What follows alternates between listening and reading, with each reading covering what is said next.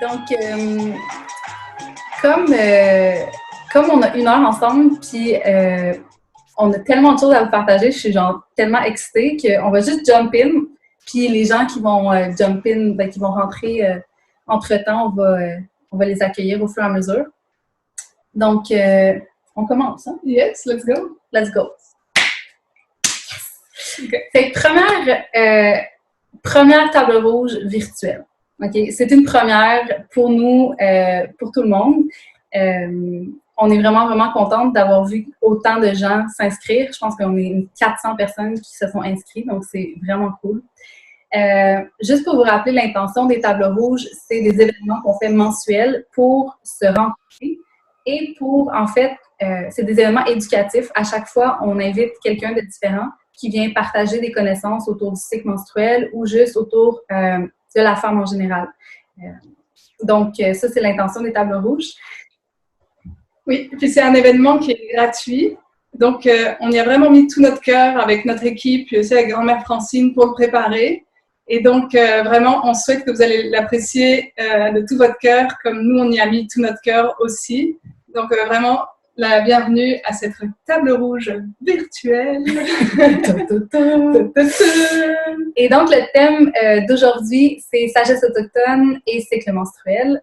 Nous-mêmes, on est très heureuses d'en apprendre plus sur le sujet. Donc, on se met un peu comme à votre place, on va poser des questions qu'on a réellement envie d'entendre les réponses aussi.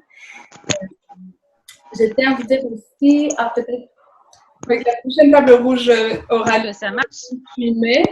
On espère qu'elle ne sera pas virtuelle, mais qui sait. Donc voilà, on annonce juste que la prochaine date de la table rouge sera le 28 mai. Non, mieux. Et juste vous assurer que vos micros sont bien fermés. Aux interférences.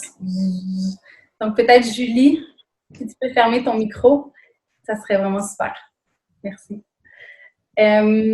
Alors, sans plus tarder, merci à tout le monde d'être ici. C'est vraiment une joie. On va jump in. L'invitée d'aujourd'hui, c'est une femme qui nous a touchés les deux profondément dans notre chemin de vie. Elle me demandait, Julie, ferme ton micro. Je pense qu'il est encore ouvert, Julie, ton micro. Je sais pas, Jessica, s'il y a moins. Je comprends pas ce qui se passe. Oui, je pense qu'il faut fermer juste en bas à gauche. Il faut cliquer sur mute. Ou Jessica, s'il y a moyen de regarder si tu peux l'aider. Vous pouvez fermer tout le micro aussi, hein, à partir de vous-même. OK. Nice. Donc, parfait. Donc, présentation de l'invité. Je voulais juste vous dire que c'est ça. Pour nous, ça a été quelqu'un qui nous a vraiment profondément ancré puis permis d'apprendre beaucoup de choses. Et c'est la raison pour laquelle on voulait l'inviter avec cette table rouge aujourd'hui. Donc, grand-mère Francine est une Algonquine, une grand-mère gardienne des savoirs, gardienne de sagesse. Elle enseigne à la maternelle, au secondaire comme à l'université. Donc, elle a des talents de bien pouvoir transmettre l'information. Et Francine, je t'invite à nous prendre d'ici pour la suite, si tu veux bien. Merci. Alors, je vais peut-être commencer par, on dit toujours les paroles avant toutes les autres paroles. Alors, commencer par Guinaway de Ganuk, puis Jachig. Donc, j'accueille toutes mes relations, puis je vous souhaite la bienvenue. Chimigwich, Kijigikwe, Migwich Aki, Chimigwich, Nibi, Migwich, Mishomis, Ukumis, Migwich Nodine, Ishkode. So, mon nom c'est Francine, Akishungide Ikwe, Ganzikaj. Gatineau and Diane, Mécanique d'Odam, Chikuko Manishnabekway, Mamiwi and Dao. Donc, je suis la fille de Clémence, fille de Célina, fille de Marie, fille de Scolastique, fille de Marie Amable et fille de Marie Angélique, et puis plein de Marie qui suivent après ça. Et puis, je suis la maman de Natacha, Sandra, Annick, Manon et Marie-Pierre, mes 2 belles-filles. Je suis la grand-mère de Mélissa, Ashley, Sabrina, Angélie et Mia, et l'arrière-grand-maman de Katrina. Là, j'ai juste nommé les filles, j'ai pas nommé tous les gars. Alors, je suis bien contente d'être ici. Je pensais avant qu'on commence, on pourrait peut-être, en toute simplicité, hein, parce que ça va être une présentation faite en toute simplicité, vraiment. Alors, on pourrait peut-être s'asseoir confortablement, prendre vraiment, là, se mettre vraiment dans le moment présent. On pourrait peut-être prendre 3 grandes respirations. Laisser aller là, toutes les douleurs, les peines, la colère, les peurs, puis aller chercher tout l'amour dans notre inspiration. Je pense qu'ensemble, on pourrait peut-être prendre 3 grandes respirations. Ça va juste mettre le ton pour la soirée, le temps qu'on va passer ensemble. Alors ensemble, 3 respirations.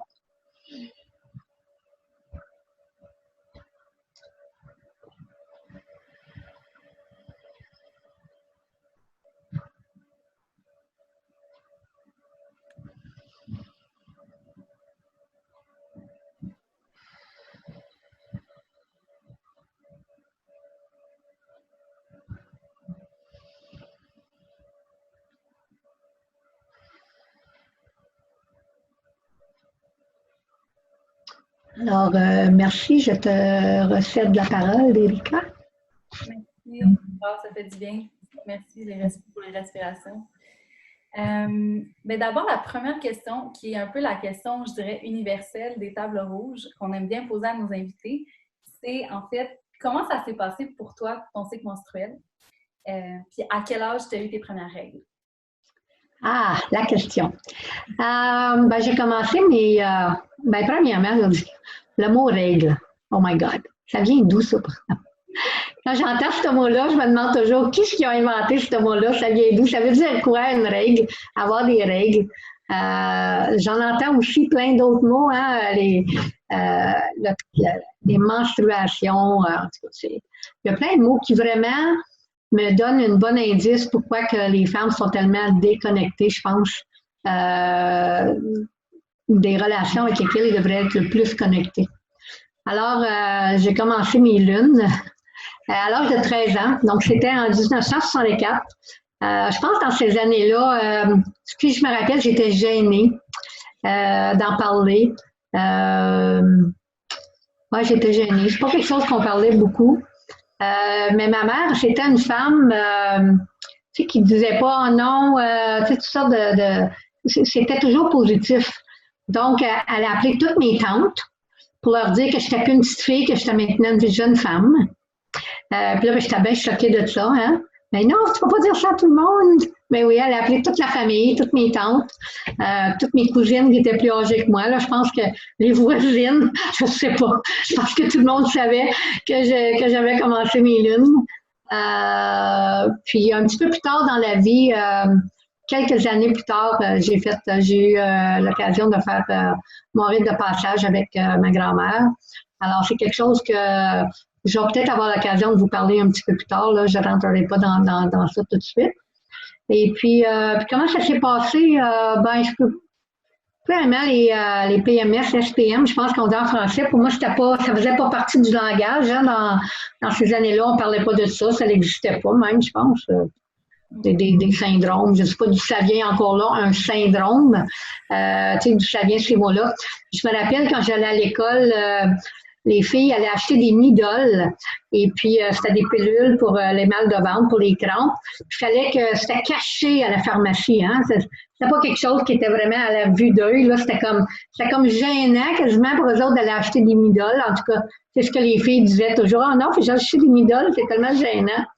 Puis aujourd'hui, je vais dans les pharmacies puis je vois un gros comptoir là, syndrome, encore une fois, le syndrome prémenstruel. Puis je me demande, je me dis que c'est beaucoup de la commercialisation. Puis on entend tellement parler que je pense que ça cause vraiment un syndrome. En tout cas, c'est ma façon à moi de voir ça. On dit que si tu as des douleurs pendant tes lunes, ben des fois, c'est parce que la caféine, l'alcool, le manque d'énergie. Des fois aussi, c'est une carence en vitamines, en minéraux. Fait que, mais aussi, je dis que c'est l'inacceptation. Tu sais, de ne pas accepter qu'on a des lunes à tous les mois, parce que c'est pas toutes les femmes qui sont capables d'accepter. Ils acceptent juste pas. Je ne sais pas encore vraiment pourquoi, mais je la comprends pas. Celle-là, j'ai toujours eu de la difficulté à pas comprendre parce que c'est tellement beau d'être dans ces lunes. C'est tellement une belle chose. Oui, c'est un peu ça. Merci. Je pense que ça nous amènerait peut-être à la prochaine question de dire comment on pourrait percevoir les lunes de manière différente. Est-ce qu'il y a une manière de les voir de manière plus sacrée, de voir du pouvoir dans nos lunes aussi? Comment on peut justement avoir plus d'acceptation envers notre cycle? Ben, je pense que je vais sûrement mentionner ça pas mal souvent ce soir, mais c'est la relation. C'est la relation que tu crées. Alors, si on va commencer par le début, c'est disons qu'on regarde la roue de médecine. Alors, premièrement, la roue de médecine, ben, tu sais, c'est un mode de vie. C'est pas plus compliqué que ça. C'est vraiment un mode de vie. Alors, si on commence avec la chose la plus coloniale qui se passe en ce moment, c'est le fameux calendrier qu'on a sur un mur. Et puis, on a oublié de regarder vraiment savez-vous qu'il y a des fois, il y a des femmes qui m'appellent et qui me disent « Ah non, j'ai manqué la pleine lune, j'ai oublié de regarder sur mon calendrier. » Puis celle-là, tu sais, je me dis « Ben là, c'est comme tu serais supposé savoir déjà que c'est la pleine lune, tu devrais le ressentir. Puis regarde en haut une fois de temps en temps, tu sais, si tu le ressens pas à l'intérieur. » Fait que c'est la déconnexion. Faut regarder que si on pense même aux 4 saisons, les 4 saisons, chacune des saisons dure 13 semaines. Alors, tout de suite, là, on a déjà la relation avec les 13 lunes, les saisons. Alors, moi, je pense que si on commence à regarder les saisons, comment ça vient, c'est pas parce que c'est le 21 mars là, que c'est l'équinoxe du printemps, c'est pas parce que c'est écrit dans le calendrier que c'est l'équinoxe, mais c'est à cause de la position du soleil, à cause de la position de grand-mère lune. Ça a tout rapport avec vraiment ce qu'on appelle toutes nos relations. Alors, je pense que la première chose, justement, c'est de reconnaître c'est quoi nos relations. Alors, si on regarde le monde d'en haut, ben c'est certain, on a grand-mère lune, on a grand-père soleil, on a le monde des étoiles. Sur la Terre, on a les 4 pattes, on a les rampants, on a les ailés, on a les nageurs, alors toutes les espèces animales. On a toutes les espèces les plantes, les arbres, ceux qui se tiennent debout. On a tout ce qui est le monde des pierres, le monde des roches. Alors ça, c'est tout vivant, ça a toute une vie. On dit même qu'eux autres, c'est vraiment notre première famille. Hein? C'est la famille qui est venue avant nous autres, qui nous a accueillis. Alors je pense que d'établir une relation avec le tout, avec toute la création, ben à un moment donné, ça va nous aider à créer une relation avec nous-mêmes. Alors je pense que le sacré est là, hein? C'est d'être capable de... Puis on dit que plus que tu te connectes, plus que tu vois au-delà, plus que tu crées une relation justement avec Grand-Mère Lune. On dit que Grand-Mère Lune, notre mère la Terre, les femmes, l'eau, on fait un. Alors, je pense que quand on vit ça à l'intérieur, quand on est capable de réaliser ça, on voit plus les choses de la même façon parce que là, ben, tu sais, c'est notre grand-mère. Wow! Tu sais, c'est spécial là, d'avoir une grand-mère avec qui elle est toujours là, elle est toujours là, peu importe son cycle, peu importe où est-ce qu'elle est, elle est toujours là. Alors, si on commence avec les saisons, ensuite de ça, ben, on a les 4 étapes de notre vie. Hein, chaque étape de notre vie, on dit qu'on passe 13 années dans chacune des directions de ce que vous appelez ce qu'on appelle la roue de médecine. Alors, on passe 13 ans dans chacune des directions. Alors, quand on a complété tout un cycle à l'âge de 52 ans, bien là, on devient une adulte. Hein, on commence, on a vécu de 39 à 52 ans notre vie adulte. Ensuite de ça, bien, on commence le cycle avec Tu sais, des fois, on dit, ah, si je ferais donc venir puis tout savoir ce que je sais là. Mais on le fait tout le temps, comme à tous les 52 ans. Tu sais, on a la chance là, vraiment de revivre ça. Puis on recommence à la porte de l'Est, à la naissance, on recommence à l'âge de 52 ans, où est-ce qu'on commence vraiment à être capable de porter plus attention, plus écouter, puis arrêter de parler, être à l'écoute. C'est là qu'on commence vraiment à apprendre plus de choses. Ensuite de ça, les 13 lunes, hein, chaque lune a un cycle de 28 jours hein, qui fait les 365 jours. Encore là, on voit la déconnexion avec un calendrier qu'on a sur le mur qui nous montre 12 mois. Des fois, le monde dit « Ah, on a 2 lunes ce mois-ci ». Mais ça me fait toujours rire quand les gens disent ça, parce que dans le fond, c'est parce que on vit encore avec comme un calendrier. Puis le calendrier, dans le fond, ça devrait être vraiment grand-mère lune, grand-père soleil, c'est ça le vrai calendrier. Fait que je pense que de réaliser qu'on est tous connectés, ça c'est bien. Puis ensuite de ça, ben là, je peux rentrer, je sais pas si tu veux, je rentre tout de suite dans le cycle là, de la Lune, Erika, ou tu vas me poser une autre question? Ben, on pourrait rentrer là-dedans, mais moi j'avais envie de t'entendre, peut-être d'avoir des recommandations pour les femmes d'aujourd'hui, de comment elles pouvaient faire plus de rituels et justement comment honorer plus cette connexion dans leur quotidien. Ouais. Tu sais, on peut, chaque femme, toutes les femmes dans le monde entier ont le droit de faire des cérémonies, hein, des rituels. Des fois, j'entends des fois, mais j'ai-tu le droit de faire ça, tu sais? Où est-ce que des fois on bloque, c'est d'essayer d'imiter quelque chose. Tu sais, faut pas que tu regardes une cérémonie, tu vois une cérémonie, tu dis, ah, ben moi, je vais faire ça comme ça. C'est pas comme ça que ça fonctionne, tu écoutes ton cœur. Alors, quel genre de cérémonie on peut faire? Alors, c'est certain que, en tant que femme, puis là, ben, je vais rentrer peut-être dans le prochain sujet, mais je peux pas parler je peux pas aller plus loin sans mentionner l'eau. Hein? Dans ma culture, l'eau, ben, chez les femmes, nous sommes responsables de cette eau-là. Alors, toute cérémonie de femmes devrait avoir de l'eau. Donc, si tu t'en vas t'asseoir près d'un arbre, n'importe quoi, tu devrais toujours emmener un contenant d'eau. Hein? Donc, tu t'assois sur le sol, faire cette connexion-là avec ta mère, la terre. Tu lui demandes de te réénergiser. Hein? Tu demandes de t'imprégner de son énergie. Donc, tu es assis en connexion, tu lui parles. Hein? Pareil comme tu parlais avec ta grand-mère. Puis, ben, nous autres, on commence toujours avec une offrande de tabac, mais ça veut pas dire que si t'as pas, tu sais, que tu peux pas faire une cérémonie si t'as pas de tabac. Tu sais, dans le fond, l'importance, là, c'est ton contenant d'eau puis grand-mère lune. C'est ça qui est important. Hein? Le restant, ben, tu sais, à un moment donné, ben, tu peux peut-être avoir tes propres médecines. C'est certain, moi, je vais faire une stimulation, je vais allumer ma smudge. Il y en a qui vont utiliser le copal. Toutes les médecines, moi, j'utilise aussi le copal. J'adore le copal. Alors, c'est certain qu'on utilise différentes médecines. Et puis, ben ça fait partie de mon rituel. Ça ne veut pas dire que c'est comme ça. Peut-être que pour toi, peut-être que ça va être un autre genre de connexion que tu vas vouloir faire. Alors, ensuite de ça, ben, on offre notre tabac.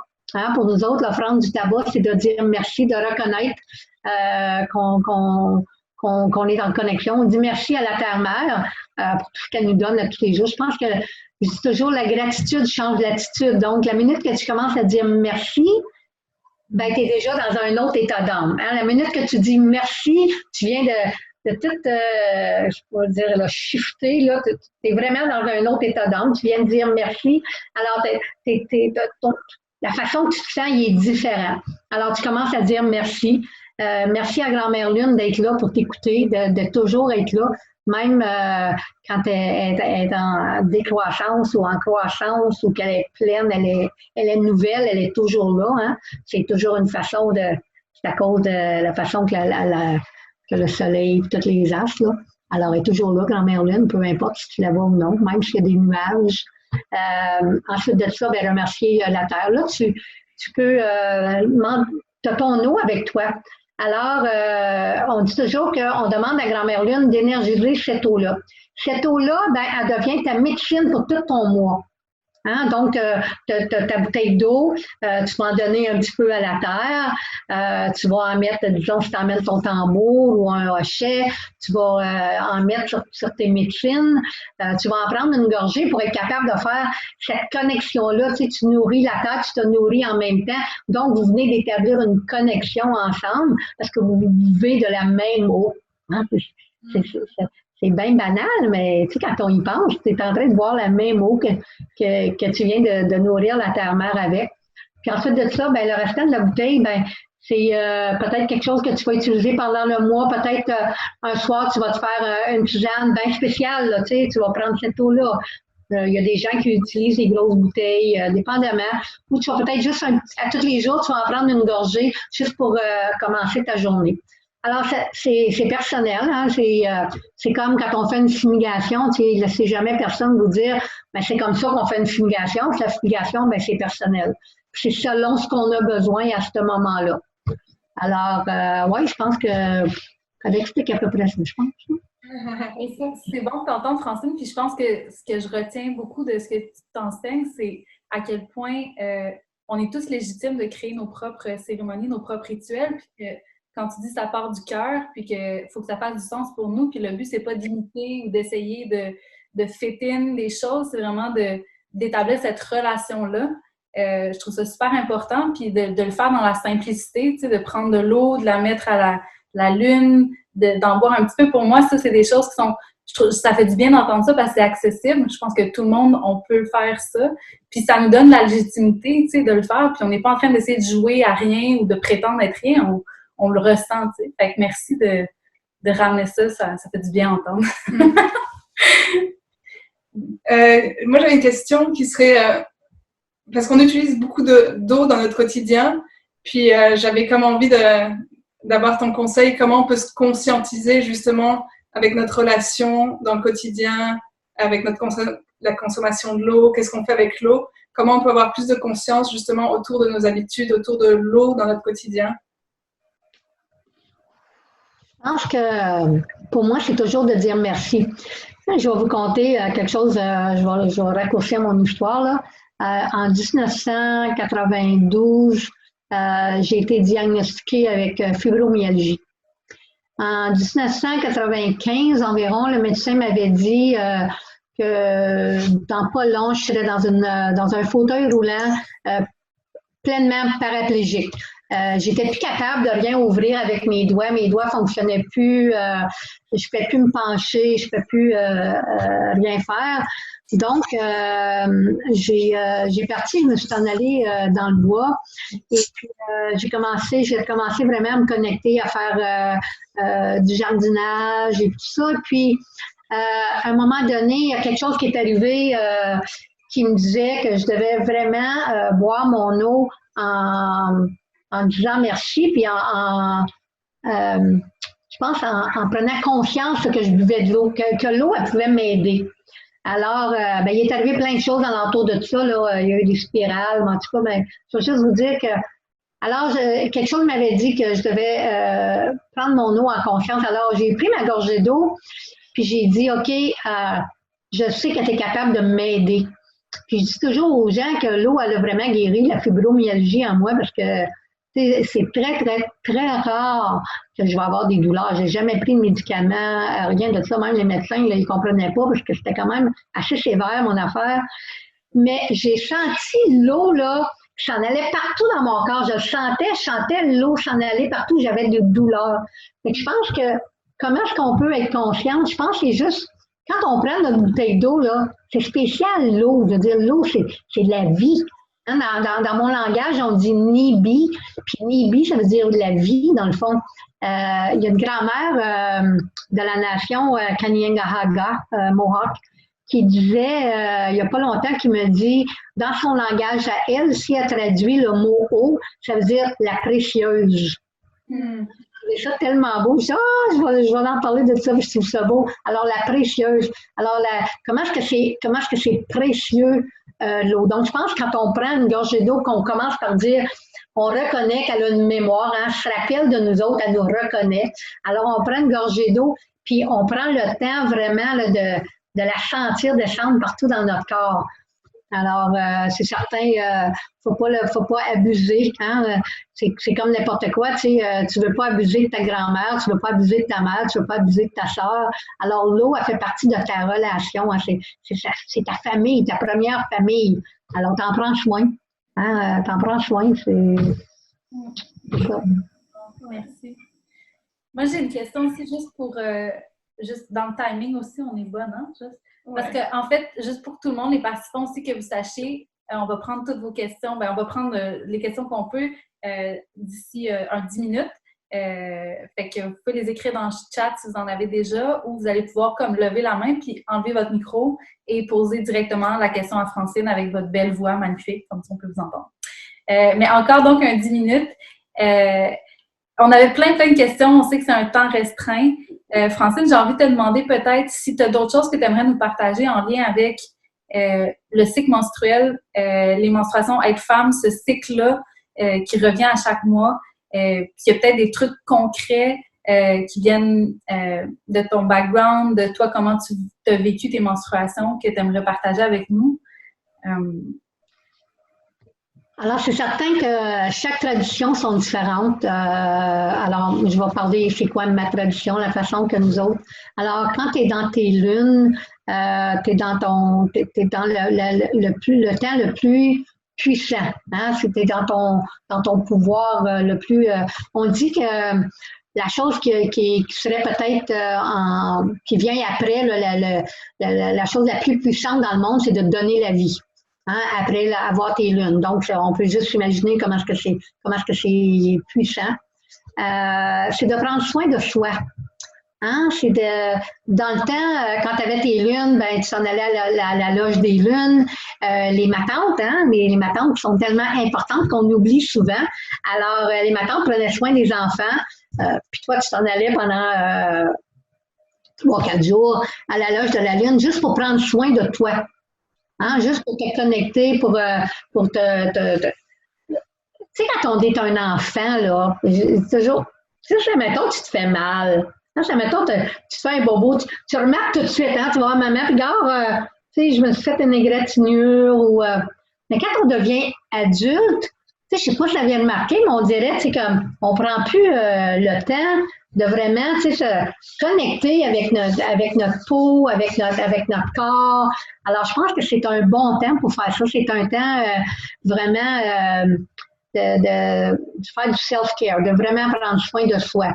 Hein? C'est un temps de se connecter, un temps de reconnaître qu'on est une femme, puis comment est-ce que c'est beau. Qu'on donne la vie ou non un jour, ou qu'on ait donné la vie ou qu'on n'en donnera jamais, on a quand même cette capacité-là. Hein? Notre corps il est fait pour ça. Alors, tu sais, de reconnaître qu'on a la vie en l'intérieur de nous autres. C'est un temps aussi de renouvellement. Hein? C'est un temps de renouveau. C'est pas juste un renouveau physique, mais c'est un renouveau émotionnel, spirituel, mental. Donc, c'est vraiment un plein renouveau. Dans ma culture aussi, quand on est dans nos lunes, on fait rien dans la cuisine. Hein? On prépare pas à manger, c'est notre conjoint qui fait ça. Donc, on va pas dans la cuisine du tout. On se fait servir. On dit aussi, vous avez sûrement déjà entendu parler, ben t'es dans tes lunes, tu peux pas rentrer dans le cercle, tu peux pas venir aux cérémonies. Ça, des fois, c'est un petit peu, les hommes sont un petit peu maladroits, pas parce qu'ils veulent, mais c'est juste parce qu'ils ont peur, hein, puis ils savent pas trop comment adresser. Mais je pense que c'est important de savoir que la raison pour laquelle les femmes ne vont pas en cérémonie, à part de juste des cérémonies avec les femmes, mais qui vont pas dans des cérémonies mixtes, c'est parce qu'ils ont tellement de pouvoir. Puis dans le fond, tu es déjà en cérémonie. Tu es dans la cérémonie la plus puissante de toutes les cérémonies. Peu importe quelle cérémonie. Ton temps de lune, c'est ta cérémonie la plus forte. Maintenant, admettons que tu n'as plus de lune. Tu sais, as fini tes lunes. Tu as passé l'âge de tes lunes. Aujourd'hui aussi, il y a des gens qui peuvent peut-être avoir eu des opérations. Mais tu as quand même ce temps-là. Hein? Donc, on dit que tu peux te connecter soit avec la pleine lune, la nouvelle lune. On dit que si tu es venu au monde pendant la pleine lune, tes lunes vont être pendant la pleine lune. Si tu es venu au monde pendant la nouvelle lune, tes lunes vont être pendant la nouvelle lune. Donc, c'est pas mal là, que tu aies tes lunes à la nouvelle lune ou la pleine lune. Des fois, le monde, ils me disent « Ah, je devrais être débalancé, mais j'ai pas mes lunes à pleine lune. » Ben non, ben ça dépend parce que tout est relatif avec, comme on l'a dit, que j'ai dit au début, avec les saisons. Hein, tout est relatif avec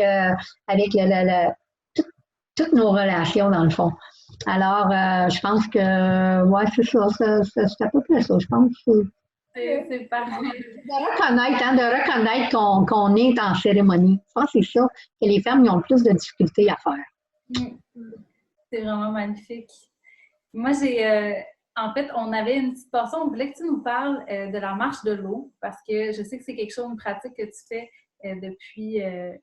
depuis longtemps. Puis j'aimerais ça peut-être que tu nous en parles un petit peu. Puis même, peut-être après les questions, on pourrait en parler même plus, pour s'il y a des gens qui ont des questions par rapport à ça, mais je trouverais ça vraiment important que tu nous parles. Qu'est-ce que tu fais avec la marche de l'eau? C'est quoi ça, dans le fond, la marche de l'eau? Alors, la marche de l'eau, c'est avant tout une cérémonie Anishinaabe. La minute qu'on lève l'eau le matin, la minute qu'on prend l'eau dans nos mains, on est en cérémonie pendant toute la journée. La marche de l'eau, c'est une façon justement de se reconnecter avec l'eau. On est en prière toute la journée. Alors, il n'y a pas de conversation qui se passe pendant la marche de l'eau. On est toujours, on est en connexion avec l'eau. Alors, on dit à l'eau à tous les jours combien on l'aime. On dit à l'eau aussi comment est-ce qu'on est désolé pour tout ce que le monde, puis tout ce qu'on y fait endurer. Parce que même si on est des marcheuses de l'eau, on n'est pas non plus, on peut arriver, peut-être qu'on a abusé. On veut dire, moi je vais vous dire que j'aimerais bien ça que quelqu'un me dise que j'abuse de l'eau, mais ça peut arriver. Je ne suis pas non plus la femme parfaite. Mais on demande pardon. Mais on demande pardon aussi pour tout le monde. Hein, on demande pardon pour tout le monde de la façon qu'on traite l'eau. Puis la chose, je pense, la plus importante, c'est qu'on dit comment est-ce qu'on l'aime. Alors, la marche de l'eau, c'est une cérémonie d'amour en connexion pour établir une relation avec l'eau. Je pense que si je la résume comme ça serait ça. C'est d'être capable d'établir cette connexion-là, une relation intime avec l'eau. Je pense que c'est ça qui est le plus gros. Alors, on commence à marcher avant le lever du soleil, donc vers 3 heures, 4 heures le matin, dépendamment du temps de l'année. Puis, on marche jusqu'au coucher du soleil, un petit peu avant, jusqu'à vers 4 heures. Puis, l'eau, elle n'arrête jamais. L'eau, elle va toujours de l'avant. Alors, on marche avec l'eau. C'est pas une protestation, c'est pas une manifestation. C'est vraiment une cérémonie. Alors, Pendant quels jours vous marchez? Quelle est la distance? Vous partez de où à où? Ben, ça dépend. Là. Il y a une année, j'ai fait environ 1200 km. L'année passée, on a fait presque 900 km. On a marché de Matane jusqu'à Ottawa. L'année prochaine, on va marcher de Ottawa jusqu'à Matane. Alors, la raison pourquoi on fait ça, Matane, alors ici, il y a la rivière d'Ottawa, hein, ça jette dans le fleuve Saint-Laurent. Le fleuve Saint-Laurent qui s'en va dans l'océan Atlantique. Alors, depuis le décès de grand-mère Joséphine Mandamine, on avait déjà discuté la dernière année qu'on a marché ensemble. Elle allait pas bien déjà, puis elle savait là, que c'était pour être sa dernière marche. Quoi qu'elle en a fait une couple de petites après ça, là, je ne sais pas, mais c'est une femme extrêmement spéciale. Alors, on avait discuté, alors, les femmes au Ojibwe, ils s'occupent plus du lac supérieur. Et puis, moi, ben ici, mon territoire, je m'occupe plus du côté du fleuve Saint-Laurent. Donc, il n'y aura plus les marches de 3000 km. Les femmes Ojibwe vont marcher le côté là, à partir du territoire du Ojibwe qui est à partir du lac Nipissing. Puis nous autres, on va commencer comme l'année prochaine, on va partir de Mattawa. Alors, on va marcher pendant environ 5 semaines parce que 3 semaines, ça n'a pas été assez long. J'avais plusieurs nouvelles marcheuses cette année. Puis la 3e semaine, là, c'est vraiment la semaine où est-ce qu'il y a eu le déclic. C'est la semaine où est-ce que les femmes ont finalement établi cette relation-là avec l'eau. Alors, il manquait un autre 2 semaines, là, vraiment. Là. Alors, mais c'était ça qu'on avait fait pour cette année. On avait parlé de, je voulais pas non plus que ce soit trop, parce que j'avais 5 nouvelles marcheuses, des jeunes femmes qui ont pris un engagement, parce que la marche de l'eau, ben, c'est comme toute autre cérémonie. Hein, c'est comme la danse du soleil, la danse de la lune. C'est un engagement de 4 ans. Et puis la 5e année, ben, tu peux t'appeler une marcheuse de l'eau si vraiment tu vis aussi le mode de vie. Hein, donc, il y a bien des zéro tolérance. Fait que là, les femmes sont en train d'apprendre ça cette année. Donc, c'est un engagement. Donc, on avait marché, c'est ça, de Ottawa, de Matane à Ottawa. Puis pourquoi de Matane à Ottawa? Parce qu'en 2017, on l'avait marché de Ottawa, on l'avait marché jusqu'à Matane. On l'avait parti du Michigan, dans le fond, mais jusqu'à Matane. Puis en 2015, on a marché de Matane. Donc, à chaque année, on fait la direction opposée. Ça, il y a la raison, hein? Parce que c'est soit qu'on fasse face à l'est ou qu'on fasse face à l'ouest. Ça change toute la dynamique dans la marche. Wow. La marche, elle est différente. Merci, c'est comme ça nous donne, en tout cas moi, ça me donne envie d'en apprendre plus sur la marche de l'eau. Je sais qu'on va pouvoir le mettre aussi dans le courriel de recap à tout le monde. On va pouvoir envoyer un lien pour expliquer un peu mieux celles qui veulent en apprendre plus, puis éventuellement devenir des marcheuses de l'eau, qui ont envie de faire cette expérience-là, puis cet engagement-là. On va pouvoir le mettre aussi. Et puis il y a aussi le documentaire de Carlos. Alors, ce jeune homme-là qui nous a suivis en 2019 pendant la marche, puis il a fait un documentaire. Puis, à cause de la pandémie, là, puis qu'ils ne peuvent pas montrer le film au Festival des films, ben mercredi, on va avoir la chance de l'avoir live. Je ne l'ai pas vu encore, donc on va aussi mettre le lien là, pour voir ce film-là sur Facebook. C'est un petit documentaire. Là, il nous suit pendant la marche de l'eau, puis il a préparé un petit quelque chose. Fait que ça va être assez spécial. Génial, ben merci. Yes, ben écoute, sans plus tarder, j'ai envie de passer Je vois qu'il y a beaucoup de questions, je les ai vues popper, là, comme il y en a beaucoup, fait que je vous avertis tout de suite, on ne pourra pas tous les prendre. Mais avant de rentrer dans les questions, on veut faire 1 minute, OK? D'interlude, parce que d'habitude, dans les tables rouges, on sépare l'événement, il y a toujours la première partie, puis avant les questions, on fait quelque chose d'un peu artistique, quelque chose qui n'est pas comme dans notre tête, puis qui n'est pas des mots, pour pouvoir intégrer tout ce qu'on vient de recevoir. Parce que oui, on peut intégrer par le corps, par plein de choses qui n'est pas la tête. Et là, pour cette occasion-là, on vous propose 1 minute de rire. OK? Puis là, le rire, c'est vraiment un rire. Vous pouvez commencer le forcer. Puis éventuellement, il vient ou il ne viendra pas. Vous allez peut-être le forcer pendant 1 minute, mais vous allez avoir tous les bienfaits comme si vous riez pour de vrai, même si vous le forcez. OK? Puis ça, je vous jure, il y a plein d'études qui ont été faites. Fait que 1 minute, je vais mettre le timer, puis je vous invite à enlever votre micro. Ça va être super chaotique pendant 1 minute. Puis après ça, on remet le micro sur mute, puis on passe aux questions. Alors, dans 5, 4, 3...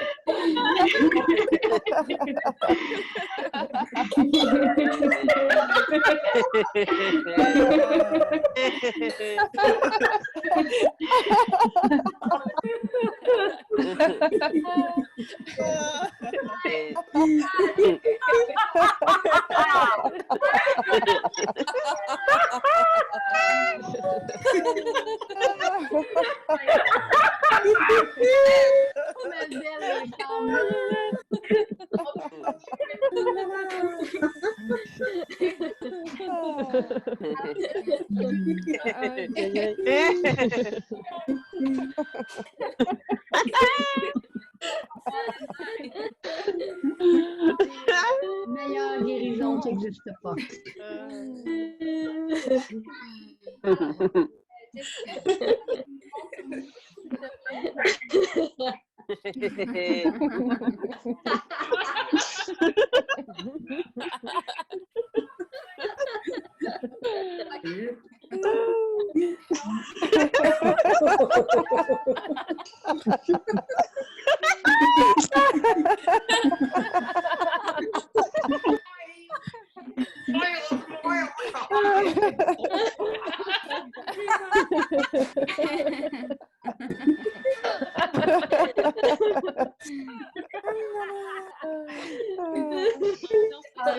Merci pour ça.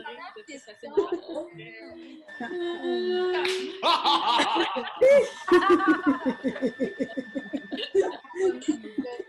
Merci à toi.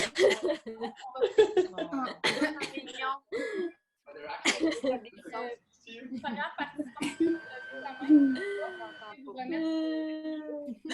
Ça nous aide à ne pas être crampé pendant les 4 Donc, revenir sur le chat. Jessica, est-ce que tu peux te démuter, nous dire la meilleure façon de faire les questions, s'il te plaît? Oui.